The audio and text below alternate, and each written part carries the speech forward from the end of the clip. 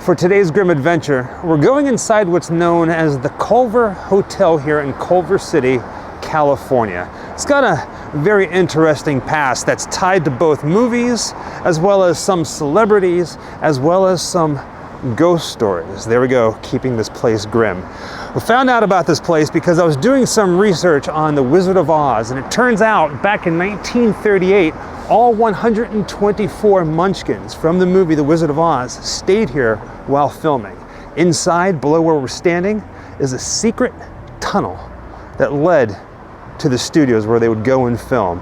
Kept them out of sight the entire time they made the movie. We're gonna check it out.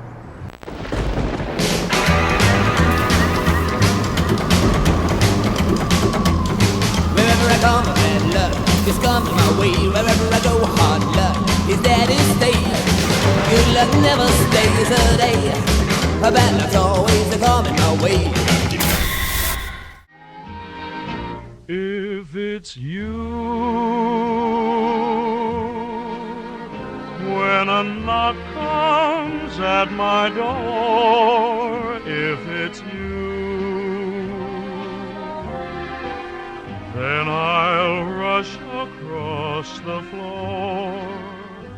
But if you're... And I say we just found out about this place because we're doing research on The Wizard of Oz. Well, just recently we put out a video on the Wizard of Oz graveyard of people who were involved with the movies, like actors and actresses and the filmmaker who are buried here in Los Angeles. And that's how we found out about the secret tunnels underneath this building. Now we're early. We have an appointment in about a half an hour, so this gives us a perfect time to just kind of roam around the building and tell some stories about this place and check out the windows, because they do have some Wizard of Oz things on display here. Like this right here. There's Dorothy Gale. A couple different signs. That one says The Wizard of Oz and the Culver Hotel. I'm going to try to get out of my reflection. If you look way back there, I think you can see him. There's the Scarecrow, the Lion, and then right over this way in the back we got the Tin Man and the Wizard himself. When I first reached out to the people here at the Culver Hotel, I was asking them about a rumor that I read online that inside the lobby there was a group photo of all of the Munchkins when they were here filming back in 1938. They stayed in this hotel, sleeping 3 people to each bed. Now there's a whole bunch of rumors that they were quite the partiers, that they drank a lot, that they caused a lot of ruckus. There's even a movie that came out, I think in the 80s, starring Chevy Chase and Carrie Fisher, called Under the Rainbow, that kind of tells the story, the fictitious tale of the time that the Munchkins were here living it up and partying in Culver City. Guess what happened when 150 midgets checked into a hotel in Hollywood to make one of the world's biggest movies? I want a room. What happened to that hotel and to Hollywood has to be seen to be believed. Now, the real madness can be shown. Give me my bucket. That's my favorite bucket. The cable! And believe you me, it's not short on action.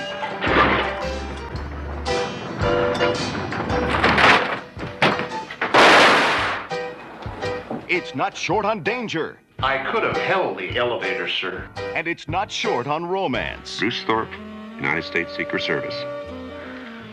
Okay. And I suppose that's your gun, huh? Oh, no, I wear a shoulder holster. It's not short on excitement either. All kinds of excitement. Not bad. And you better believe it's not short on laughs. I'm gonna miss you too. No time for pygmy perversion. See fire! You will cooperate or I'll blow your brains out. If you haven't already guessed, it'll be out shortly. Chevy Chase, Carrie Fisher, and 150 of Hollywood's smallest stars in Under the Rainbow, a giant comedy. Coming from Orion Pictures. What an interesting hotel. Now on the other side of the door, there's another window display that has a few different things in it, but none of it screams Wizard of Oz like the other one does. Well, except for one thing, right here in the center. Now, they're not the real ruby slippers. Those ones are in a different museum down in Hollywood. But it kind of gives you the feel, doesn't it? Now, aside from the obvious ties to the Wizard of Oz, there's a couple other stories, like I said, about this place that I want to talk about. One of them being the guy who built this place that Culver City is named after, Mr. Culver himself. Supposedly, he haunts this place. He had an office in here with a secret escape route that's still there. Don't know if we're going to see that today, but they told me that it's deemed unsafe and nobody can go down that corridor. Other movies, aside from Wizard of Oz, Abbott Costello filmed some movies here. Musicians have come here, actors. John Legend has even been known to show up here and play piano in the main lobby. So it's actually a very high-class hotel, which at one point was left to rot and abandoned, but they renovated it. And it's one of the top places to stay in Culver City. Now we turned the corner and came face to face with this fountain.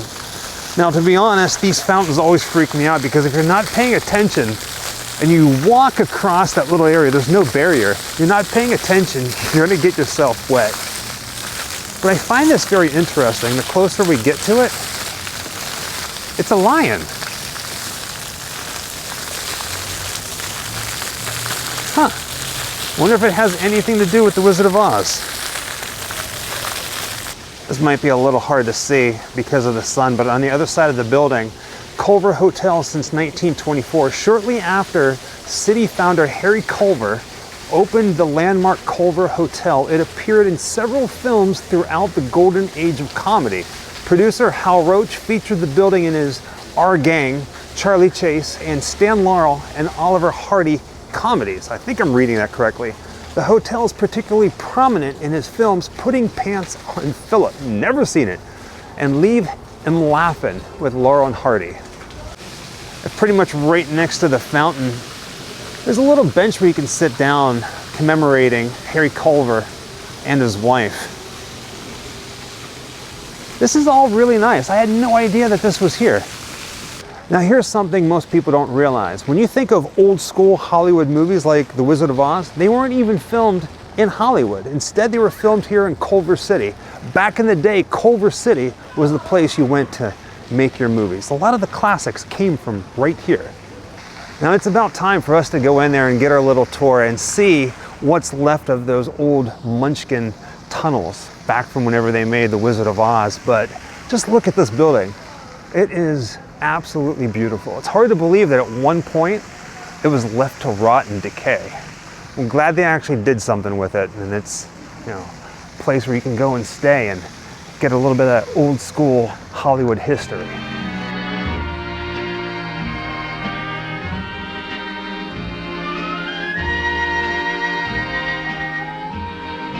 If it's you, when a knock comes at my door, if it's you, then I'll rush across the floor. But if you're not there, the sky falls on my schemes again. Now a lot has definitely changed, but just picture this. Right now we're in the basement of the Culver Hotel. And back in 1938, this exact route right here, 124 people, the Munchkins in The Wizard of Oz, would walk this way. Now it's been boarded up, covered up in the late 70s due to fire reasons, but right behind those chairs, you can kind of see the hangars. That's where the tunnels used to be, that the Munchkins would take every single day making The Wizard of Oz. It exists, it's here. Boarded up, but it's here.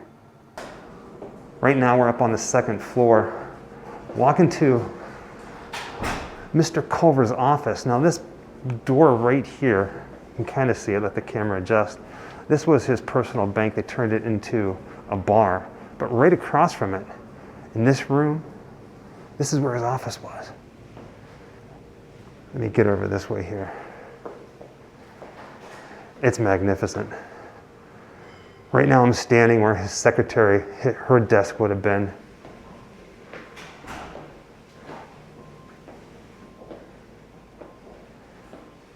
In this room right here, this is where his desk would have been.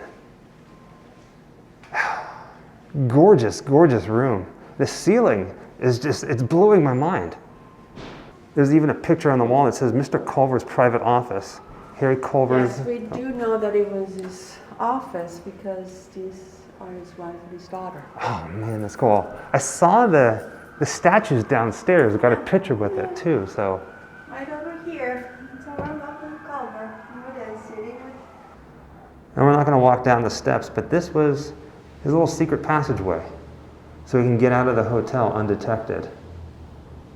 Beautiful, just gorgeous. It's blowing my mind, especially that window down there.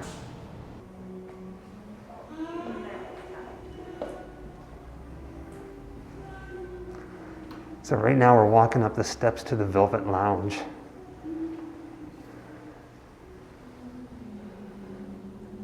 If you didn't know this, Jessica and I were obsessed with Velvet. This is something else.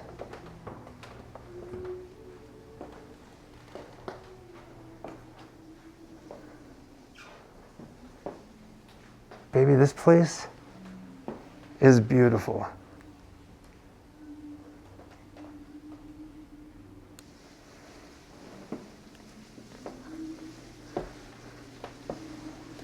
It kind of has a Blade Runner feel to it, doesn't it? Or The Crow. The windows remind me of the movie The Crow.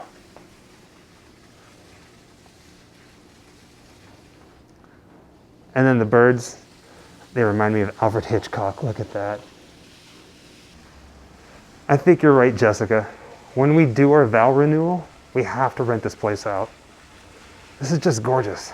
It's stunning. Very beautiful. And one wall actually has a glass window that overlooks the dining room. Man, I can't get enough of this place. Baby Goal, to be completely honest with you, I didn't have high expectations for this place. I thought we were just going to be in and out, and it wasn't going to feel like this old school Hollywood feel that I imagined that it was rumored that you'd get from this place. And boy, was I wrong. This was one of the coolest things to me that we've done since moving to Hollywood. Wouldn't you say so?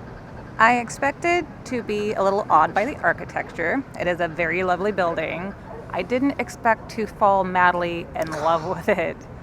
I can't get over it. I still have this whimsically magical feeling happening inside my heart, and I think I need a staycation at this hotel in the least. It's so beautiful inside there. I mean, you guys just saw it, that I actually asked the front desk man, I was like, wait a second, at one point, this building was kind of left to rot, right? Like, I can't tell the difference between restoration and what is real. And they kind of walked us through things. The first floor was beautiful. The second floor,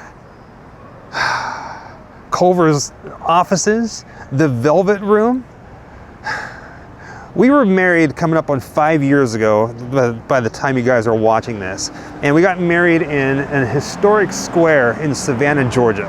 Just me, you, and the person officiating our wedding. And we keep talking about renewing our vows.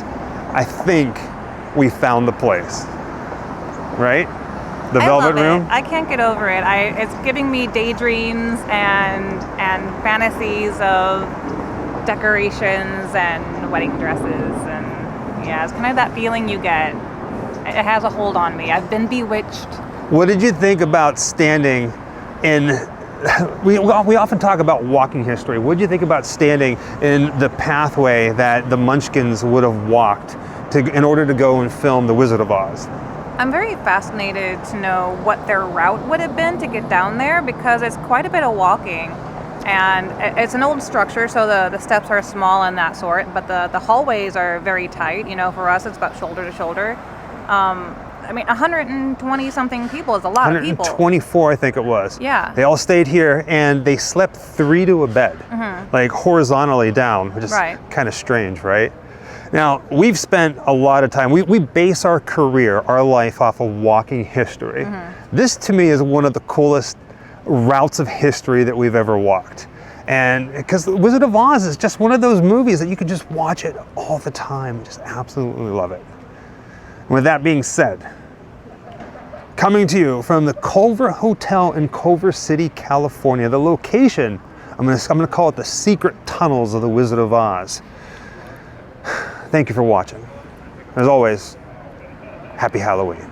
Wherever I come, bad luck is coming my way. Wherever I go, hard luck is there to stay. Good luck never stays a day. Bad luck's always coming my way.